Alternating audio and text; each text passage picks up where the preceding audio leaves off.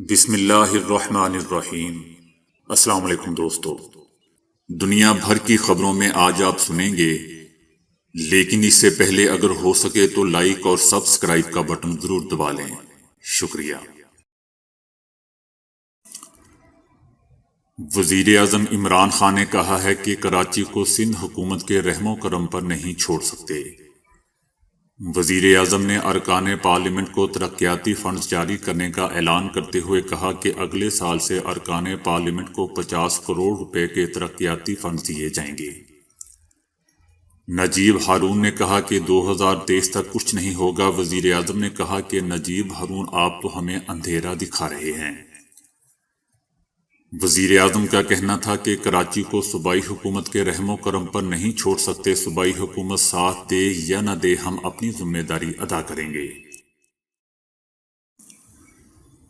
یورپی پارلیمنٹ میں پاکستان کے خلاف منفی پروپیگنڈے کے نتیجے میں بھارت کو خود جواب دہ بننا پڑ گیا۔ مختلف ممالک کے کردار کے جائزے کے لیے یورپی پارلیمنٹ میں 2 روزہ سماعت مقرر ہوئی۔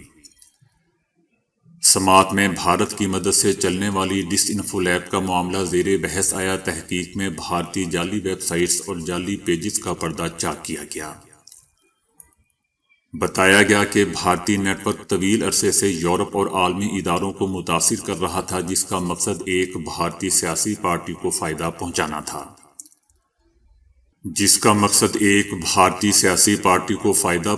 تھا۔ نیٹ ورک نے بھارتی عوام کو غلط تاثر دیا اور پاکستان کو بدنام کرنے کی کوشش کی۔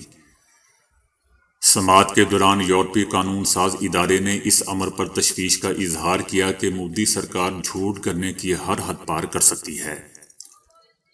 تحقیق کے بعد ڈس انفو لیب محققین اور خاندانوں کو دھمکیاں دی گئیں، جس پر یورپی پارلیمان کی جانب سے ایو ڈس انفو لیب کو دھمکیوں کی مذمت کی گئی۔ ڈس انفو لیب میں کہا گیا تھا کہ بھارتی نیٹ ورک جنیوا میں طلباء کو پیسے دے کر پروپیگنڈا کراتے اور جعلی NGOز بنواتے تھے۔ گزشتہ 15 سال سے گھنونا کھیل کھیلا جا رہا تھا۔ بھارتی پروپیگنڈے کا مقصد پوری دنیا میں پاکستان کی ساکھ کو نقصان پہنچانا تھا۔ متحدہ عرب امارات کی ریاست میں غیر ملکی ملازموں کو چوری شدہ کپڑے پہن کر تصاویر بنانا اور اسے انسٹاگرام پر شیئر کرنا مہنگا پڑ گیا۔ دبئی کے ایک کفیل نے انسٹاگرام پر اپنی ملازمہ کی شیئر کردہ تصویر دیکھی، جس میں وہ اس کی اہلیہ کا چوری شدہ جوڑا پہنی ہوئی تھی۔ کفیل نے اپنی بیوی کو جوڑا چوری ہونے کی اطلاع دی اور پھر ملازمہ کے خلاف مقدمہ درج کروا دیا۔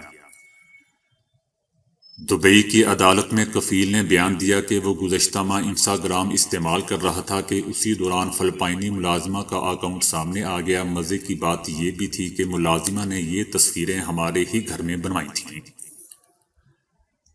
اس کے علاوہ اس کے کمرے سے بیوی کی دیگر چوری شدہ اشیاء جیسے میک اپ کا سامان، جوتے اور دیگر چیزیں بھی برآمد ہوئی ہیں، جن کی مالیت 500 درہم کے قریب بنتی ہے۔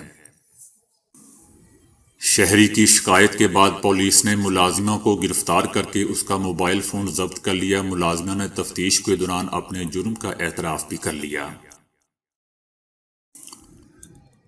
کراچی سے لاہور جانے والی پرواز PK 304 کے پائلٹس نے 23 جنوری کو دوران پرواز ہوا میں اڑتی ہوئی کوئی چیز دیکھی، تاہم ابھی تک یہ واضح نہیں ہو سکا کہ وہ کیا چیز تھی۔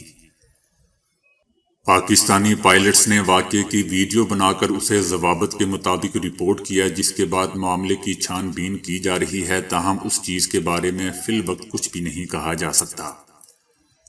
اس حوالے سے تمام باتیں مفروضوں پر مبنی ہیں۔ جب یہ واقعہ پیش آیا اس وقت یہ مبینہ اڑن تشتری PIA کی پرواز PK 304 سے کہیں زیادہ بلندی پر تھی۔ سعودی فٹ بال لیگ نے 63 خواتین کو ریفری کے طور پر مقرر کر دیا ہے۔ نئی بھرتی ہونے والی خواتین میں سے 18 کا تعلق ریاض، 28 کا تعلق جدہ، 14 کا مشرقی ریجن جبکہ 3 مدینہ منورہ سے ہیں۔ نئی ریفری کو اجازت نامہ دینے کی تقریب آن لائن منعقد کی گئی۔ واضح رہے دوستوں کہ نئی بھرتی ہونے والی ریفری خواتین کے فٹ بال مقابلوں کے لیے مختص ہوں گی۔ وزارت دفاع نے lieutenant general retire Asad Durrani کا نام ECL سے نکالنے کی مخالفت کر دی ہے۔ اسد درانی 2008 سے دشمن عناصر بالخصوص بھارتی خفیہ ایجنسی سے رابطوں میں تھے۔ ان کا نام ریاست مخالف سرگرمیوں کے باعث ایگزٹ کنٹرول لسٹ ECL میں شامل کیا گیا تھا۔ وزارت دفاع کا کہنا ہے کہ lieutenant general retire Asad Durrani 32 سال پاکستان آرمی کا حصہ رہے اور اہم حساس عہدوں پر تعینات رہے۔ اسد درانی کے خلاف انکوائری حتمی مرحلے میں ہے اور اس مرحلے پر ان کا نام ECL سے نہیں نکالا جا سکتا۔ داخل کردہ جواب میں کہا گیا ہے کہ اسد درانی نے 12 اور 13 اکتوبر کو سوشل میڈیا پر جس رائے کا اظہار کیا تھا اسے بھی کسی محب وطن شہری نے اچھا نہیں سمجھا۔ سابق سربراہ ISI نے بھارتی خفیہ ایجنسی کے سابق چیف کے ساتھ مل کر کتاب لکھی۔ وزارت دفاع کا کہنا ہے کہ کتاب کا سیکیورٹی لحاظ سے جائزہ لیا گیا۔ انکوائری رپورٹ کے مطابق کتاب کا مواد پاکستان کے مفادات کے خلاف ہے۔ امریکی آرمی نے بدھ کے روز کہا ہے کہ ایران کے ساتھ کشیدگی کے پیش نظر ممکنہ جارحیت روکنے کے لیے مشرق وسطی میں ایک بار پھر B-52 طیارے کی پروازیں کی گئی ہیں۔ طیارے نے خلیج عرب کے اوپر بھی پرواز کی ہے۔ کہا گیا ہے کہ اس پرواز کا مقصد علاقائی سلامتی کے لیے امریکی عزم کا اظہار تھا۔ سابق امریکی صدر ٹرمپ کے دور اقتدار میں ہونے والی یہ پروازیں اس برس اس نوعیت کا تیسرا آپریشن ہے۔ فلسطینی رہنماؤں نے امریکی صدر جو بائیڈن کی طرف سے فلسطینی حکومت کے ساتھ تعلقات اور امداد بحالی کے اعلان کا خیر مقدم کیا ہے۔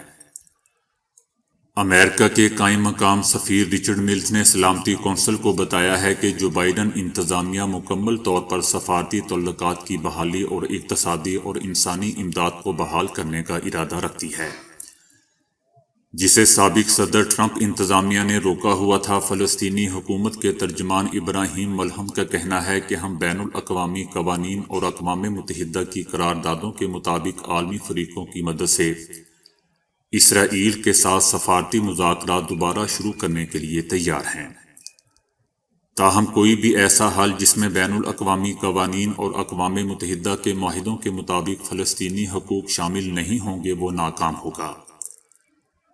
سابق امریکی صدر ٹرمپ نے فلسطینی اتھارٹی کی $200 ملین اور $350 ملین سے زائد کی انسانی امداد روک دی تھی۔ تو دوستو آج کے لیے اتنا ہی۔ ویڈیو کو لائک اور شیئر کرنے کا بہت بہت شکریہ۔